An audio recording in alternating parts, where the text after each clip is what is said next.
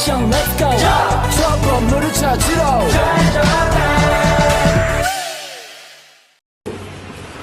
Selamat siang, kami ucapkan dari kelompok 10. Kami di sini akan mempresentasikan hasil diskusi kami mengenai pengembangan teknologi dalam dunia bisnis. Ada beberapa kelompok kami, dengan saya sendiri adalah Prince Daya Budi Purba. Saya Carlos Ronaldo. Saya Sadri Diotari. Saya Ririn Anjani. Saya Mutiara Salsabila. Saya Naswa Amanda. Saya Liz Kaulia. Saya Graciela Sembolon. Saya Marcela Tasya Bulala. Saya Renjat Pinasyahaan. Saya Talita Gezial Tauro. Saya Robi Haris. Saya Wendra Pradana. Baik, di sini kami akan mempresentasikan hasil diskusi kami. Baik, di sini saya akan menjelaskan mengenai pengembangan teknologi bisnis. Teknologi telah menjadi pendorong utama transformasi bisnis di era digital. Kemajuan teknologi seperti komputasi awan, analitik data, dan perangkat seluler telah menciptakan peluang baru bagi perusahaan untuk meningkatkan efisiensi, memperluas jangkauan pasar, dan menghadirkan pengalaman pelanggan yang lebih baik. Nah, selanjutnya di sini saya akan menjelaskan latar belakangnya. Nah, inovasi teknologi telah menjadi kunci utama dalam perkembangan bisnis. Perkembangan teknologi seperti kecerdasan buatan, AI, analitika data, dan Internet of Things yaitu IoT telah mengubah cara kita melakukan bisnis. Selain itu, pertumbuhan pesat e-commerce didorong oleh peningkatan akses internet dan penggunaan smartphone. Platform seperti Tokopedia, Shopee, dan Bukalapak, Lazada, Blibli, dan lain-lainnya menjadi sangat populer di era sekarang ini. Apalagi di era sekarang ini teknologi telah menjadi bagian terpenting dalam melakukan sesuatu. Karena di bagian sekarang teknologi sudah sangat canggih untuk melakukan sesuatu, termasuk juga e-commerce, yang dimana e-commerce itu transaksi jual beli yang dilakukan secara online.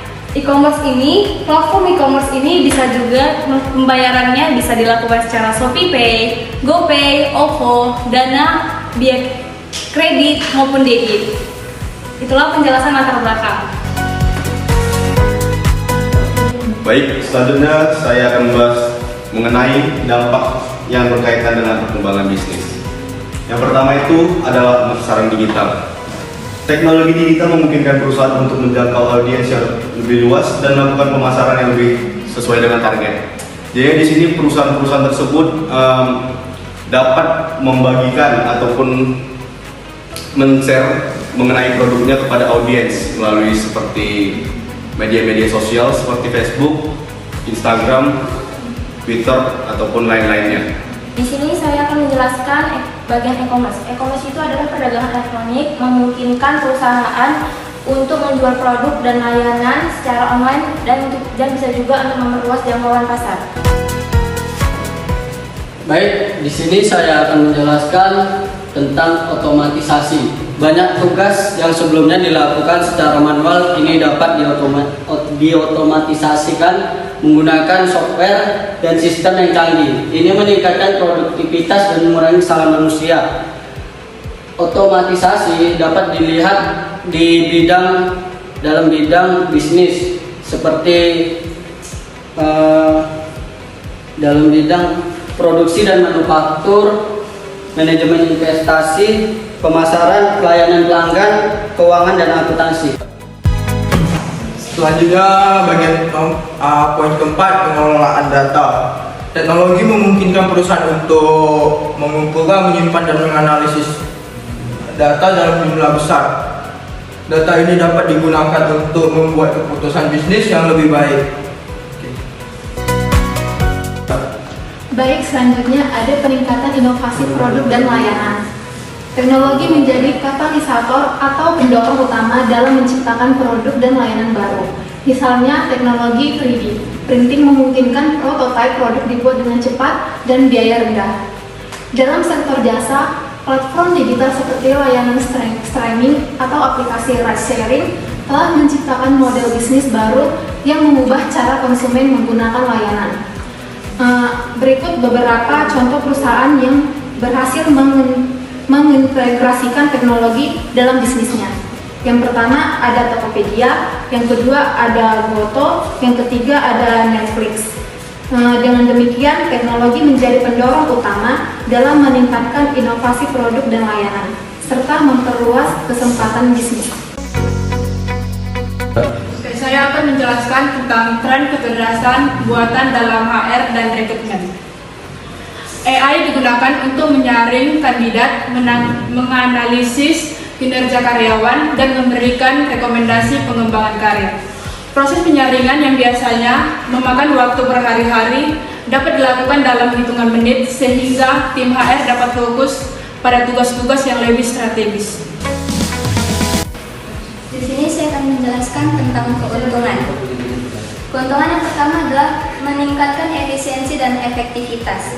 Teknologi memungkinkan kita untuk mengotomatisasi beberapa pekerjaan seperti pengolahan data, manajemen inventaris, dan pembayaran.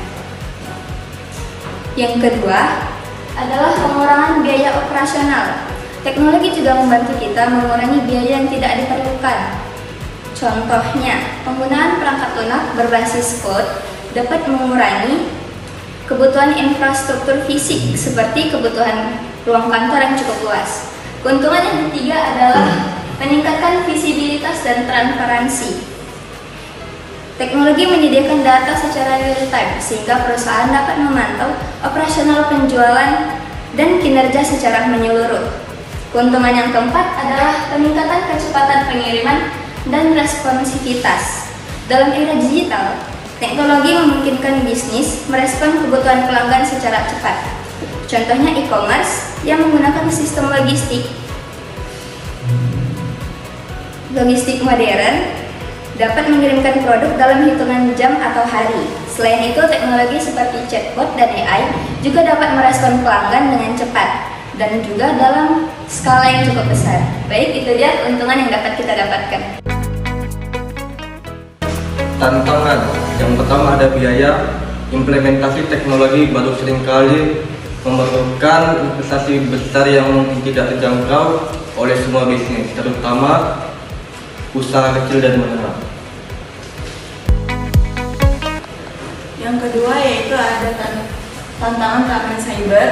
Dengan meningkatnya ketergantungan pada teknologi digital, resiko serangan cyber juga semakin meningkat. Maka perusahaan harus dapat memastikan bahwa data dan sistem mereka terlindungi dari ancaman keamanan. Nah, selanjutnya di sini saya akan menjelaskan tentang penyesuaian budaya kerja.